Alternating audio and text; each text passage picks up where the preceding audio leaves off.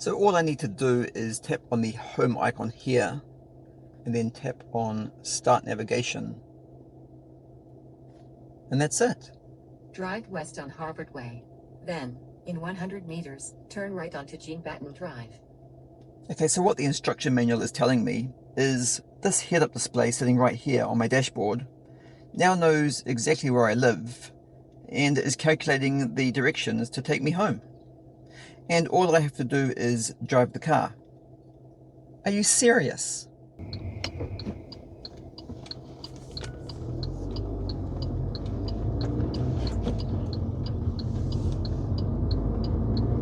In 200 meters, turn left onto SH2. No way.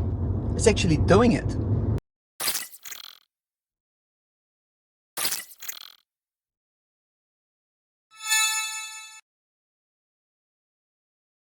Hey guys, and welcome back to another video. If you're new here, hello and welcome to the channel, and I hope you like today's video. If you like smart home and automotive technology content, then hit that subscribe button, because that's what you're going to see on this channel. Okay, so in today's video, I am reviewing quite possibly the most intelligent head-up display I have ever reviewed before. This is the C1, but it is also the navigation version. So first of all, there are actually two versions of the C1 available. The original and standard version, and then the navigation version like this one.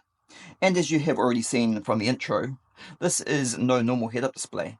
Well, it is a normal head-up display, but it's also packed with a lot of other features as well, including the ability to navigate and give you directions to wherever you want to go. That's right, this is a head-up display that will not only calculate and display your current speed for you, but it can also tell you how to get home as well. Now, as clever as this technology really is, from the extensive testing I have done with this device over the last few weeks, I will be honest and say that it's not perfect, and there is definitely room for improvement in some areas. But this is a device that only costs about $70, so I wasn't expecting it to be perfect either. However, it does work, and you are going to see that for yourself in today's video. Now, I know what you're thinking, and you're right. This is seriously cool technology to have in your car. But anyway, before I get too carried away with the navigation functionality of this device, I'm going to start off the review by giving you a closer look at the device first, because this is still a normal head-up display, and what a head-up display it is as well.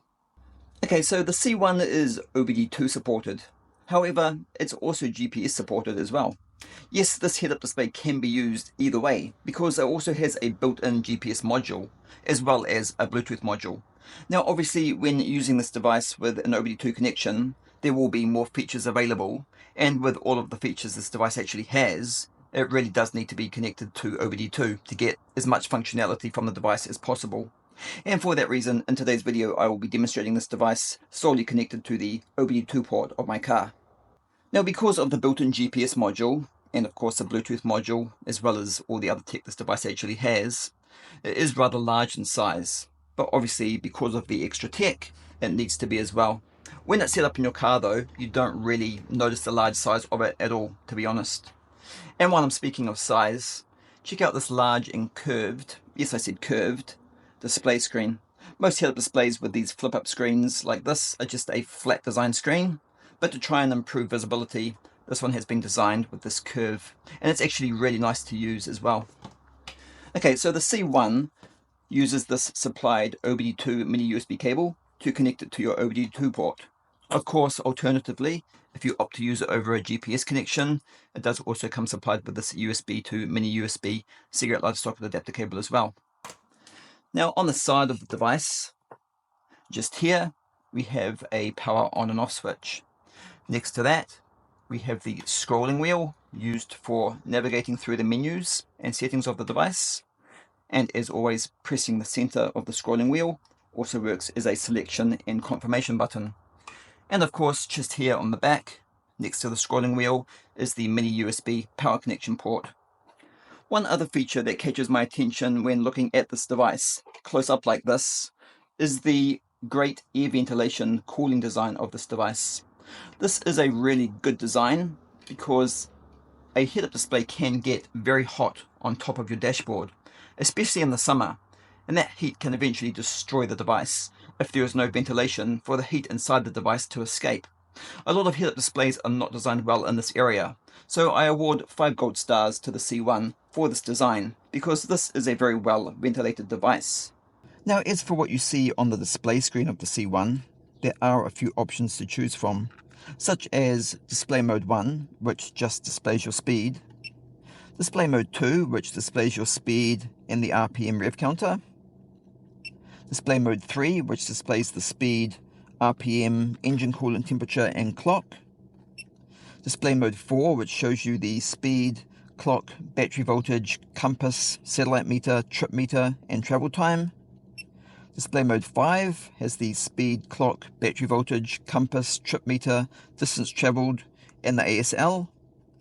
Display Mode 6 is the speed up test, which you can use to calculate the speed and performance of your car. And Display Mode 7 is the brake test, which calculates the braking performance of your car.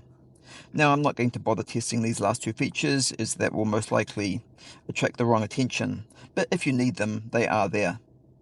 The C1 also supports live data parameter streaming as well. So when connected to OBD2, this will allow you to view a large amount of valuable information about your car's engine health and performance. But again, depending on the type of car you have, not all this information will be available to you. And as you can see, there is a lot of information that this device can tell you about your car. Now, just one of the many other useful features this C1 head-up display supports is OBD2 fault code reading and clearing. So this will allow you to read and erase any diagnostic trouble codes detected by the engine ECU, which may be causing your engine check light to come on. And here is an example of that for you. So at the moment, as you can see, my engine check light is on. And this is because I have just built a fault into my car for this demonstration. So now I'm going to scan the ECU to determine what the fault is, and then I will attempt to erase that fault code, which will also reset my engine check light. So we come down to OBD Diagnose, come down to Scan, and it's found a fault code saying fuel pump primary circuit, and that's correct. Now if I come down to Clear, it should erase the engine check light. So as you can see, this feature does work very well on my Alfa Romeo. But just like all of these OBD2 devices, it won't be compatible with all cars, so that is important to remember. This head-up display does also have a speed alarm feature built into it, so it will beep if you go over the speed you have it set to. So for example, at the moment I have mine set to 60 kilometers per hour, so as you're about to see, it works perfectly. However, just like most head-up displays, this device does not support multiple speed alarms either, so only one speed alarm can be set up and used at a time. However, while it does not support multiple speed alarms, the C1 does however also have a coolant alarm, a RPM alarm, and even a battery voltage alarm, and these are all very useful features to have. So yes, the C1 can also monitor your car's battery voltage level as well, which, okay, is a common feature with other HUDs, but with the C1, if you find the measurement is incorrect, it can also be recalibrated, if required, to accurately match your car's battery voltage gauge. That is, if your car has one, of course. And yes, as you would expect, your speed can also be recalibrated and adjusted if you find it is not accurate with your car's speedometer. Even your fuel consumption measurement can also be calibrated as well, but only for the cars that support that feature. And unfortunately, there will be a lot that don't. For example, while a lot of the OBD2 data streaming features of this device work well with my Alfa Romeo, not all of them do, and fuel consumption is one that doesn't. But that's because, like a lot of cars, this is calculated by the instrument cluster and not the ECU. Now, speaking of fuel consumption, there's one more feature here, which is engine size. This feature allows you to input the size of your car's engine. So for example, mine's a 1.8 litre, so you can see 1.8 litre has been entered into the device. This is important for the fuel consumption feature to work correctly, but again, only if this feature is supported, and with my car, it's not, so it's not going to work anyway. Okay, now let's go back to the display screen. You can actually change the color of the display as well, if you want to. Yes, different areas of the display are all different colors, as you can see, but each individual area's color is actually changeable. So for example, at the moment, the speed is indicated in white. So let's change that. Go into settings.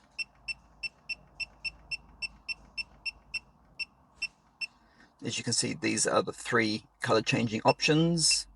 So we'll choose number 1 and we'll change the color to blue. Now we go back to the main display, and as you can see, the speed is now colored blue. Now, just like pretty much all head-up displays, this device also supports the auto brightness feature as well, using its built-in light sensor just here on the device itself. But the display brightness is also manually adjustable as well if required. As expected, the C1 also allows measurement units to be changed as well, such as the temperature unit between Celsius and Fahrenheit, and of course the speed unit between kilometers per hour and miles per hour. You can also change the auto power off time feature of this device as well.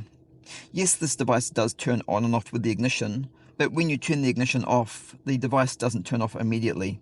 It works on a timed basis, and this time can be adjusted between 5 seconds to 3 minutes. For example, I have mine set to 20 seconds, so if I turn off the car now, you will notice the device will turn off in 20 seconds from now. By the way, it should also be noted that because this device only goes into standby mode when it turns off, if the car is not going to be used for multiple days in a row, such as a week or longer, this device can cause your car's battery to drain.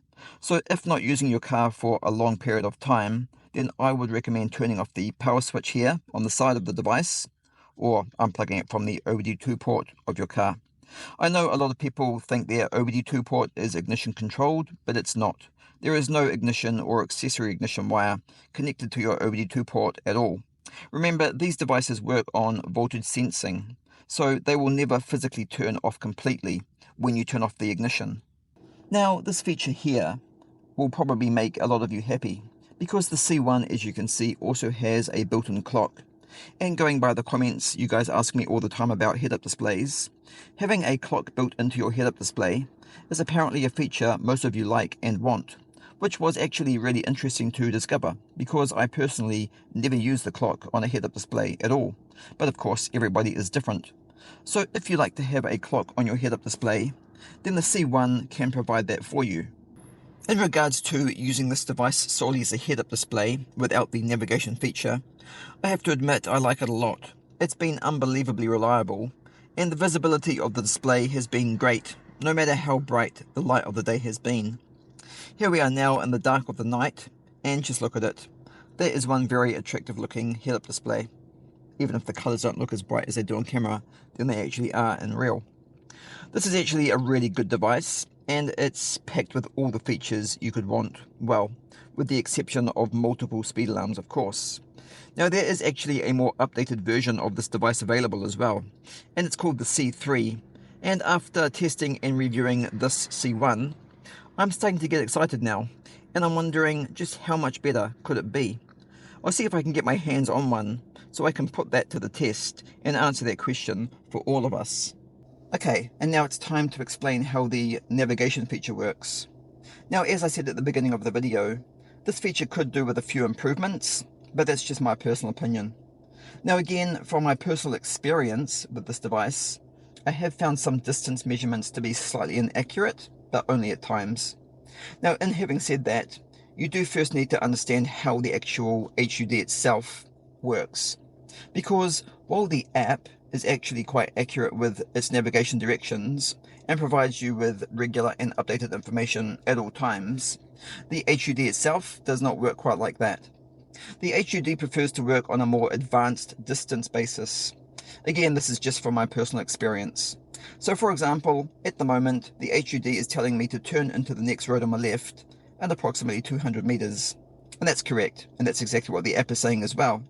Now, once I have turned left into that road, the HUD will then only calculate and display the navigation symbol for the next turn, even if the next turn you make is going to be 10 kilometers or more away. Now, yes, the app will tell you to drive for the next 10 kilometers, and the HUD will display that distance for you as well, but it will not display a navigation symbol pointing straight ahead. It will instead just display a navigation symbol telling you that in 10 kilometers you will need to turn left again, like it's doing now. Now, I have done a lot of testing with this device, and it doesn't matter what you try, it always works the same way. So when I say there is definitely room for improvement in some areas with this device, that is what I mean. And I will just point out that no, this device is not only designed for left and right turns. Sometimes, depending on where you're driving, it will display the straight ahead arrow as well and tell you to drive straight ahead, but it won't do this in all areas, again from my experience. So maybe this is just how the device has been designed to work, I don't know. But irrespective of that, I do still love the technology behind the design of this device, and in my opinion, it's still a really cool device to play with in your car. So to use the navigation feature, you first need to download the Wii app, and yes, this app does support both Android and iOS. The app, when installed onto your smartphone, connects to the C1 Head Up Display over a Bluetooth connection, and it's a very reliable and stable connection as well. I have never lost connection, not even one time, when testing this device for at least the last 2 weeks. It's also a very simple and basic app to use as well, and it does work quite well. You can even save your home and work address in the app and navigate to either of these destinations just by tapping on the symbol icon, so home or company. You can link your contacts and SMS from the phone through the app as well, but these are more just symbolic links. The head-up display itself cannot actually dial a number, nor does it display this data on the display screen for you either. Okay, now I'm going to give you an example on the road of how the navigation feature of the C1 actually works, so you can see exactly how it works for yourself. To do this, I'm going to go on a test drive, but just before I do that, I think I will do the outro of the video first, and then end the video with the test drive for you. So guys, this is how the C1 Head-Up Display navigation version works, and for the price, I personally think it's a great device. Thank you so much for watching, and I will put a link in the description below for anyone who is interested in purchasing one of these for themselves. If you liked this video or found it helpful, then please like, share, comment, and subscribe to the channel, where you can watch even more videos, which I upload every week. And now to end the video, here is the test drive demonstrating my experience with the C1 Head-Up Display navigation feature. Drive west Alcoa Street, then turn left onto Totera Street.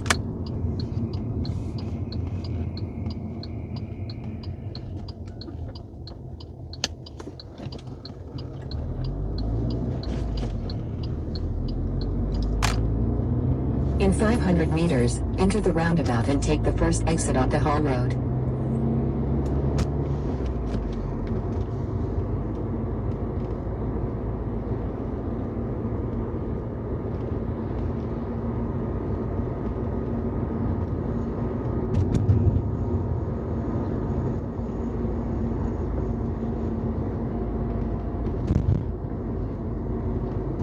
Enter the roundabout and take the first exit onto Hall Road.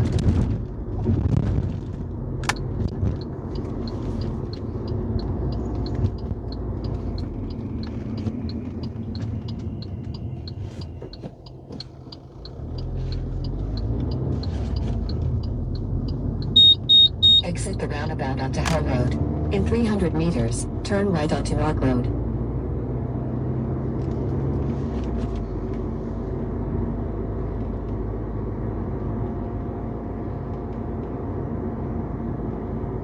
Turn right onto Arc Road.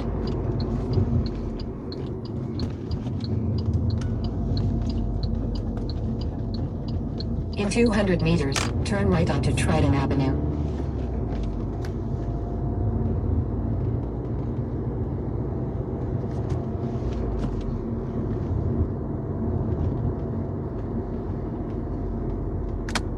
Turn right onto Trident Avenue.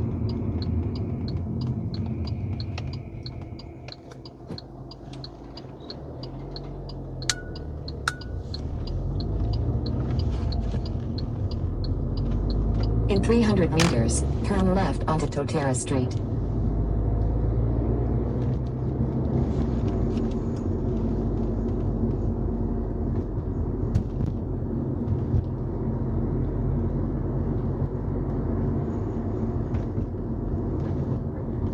Turn left onto Totera Street.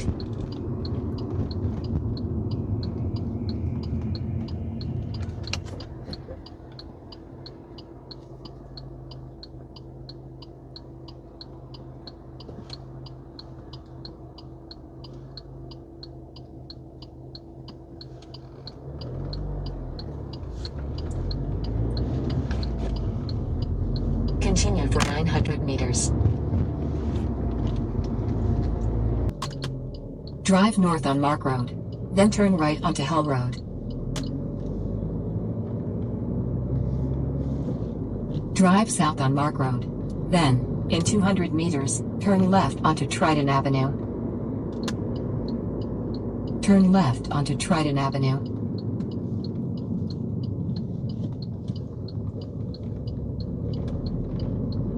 In 300 meters, turn left onto Portside Drive.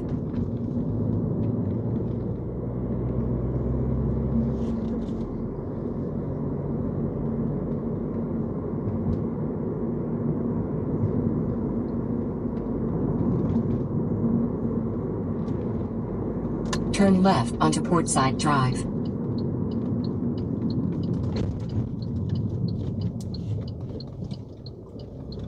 In 200 meters, turn right onto Hell Road.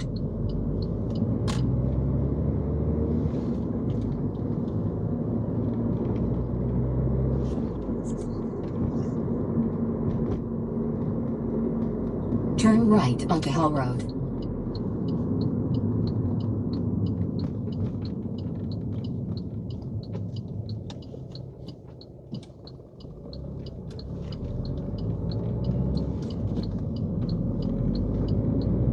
Approaching a railway crossing. In 400 meters, turn left toward Manganui Road.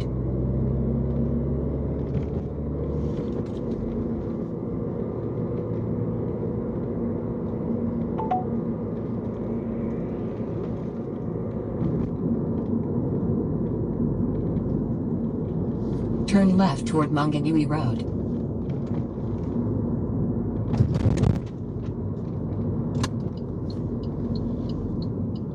In 200 meters, enter the roundabout and take the first exit onto Manganui Road.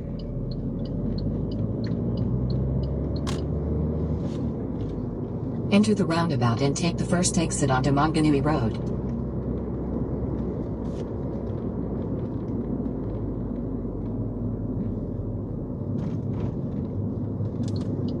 Exit the roundabout onto Manganui Road. In 400 meters, enter the roundabout and take the first exit onto Manganui Road.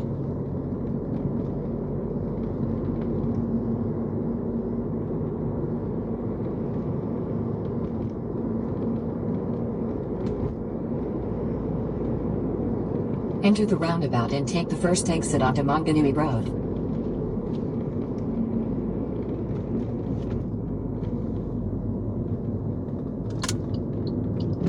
Exit the roundabout onto Manganui Road. Enter the roundabout and take the second exit onto Manganui Road.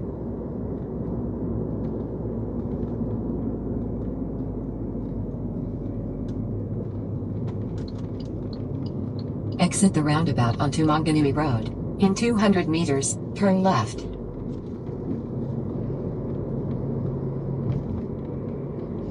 Turn left. Then turn left.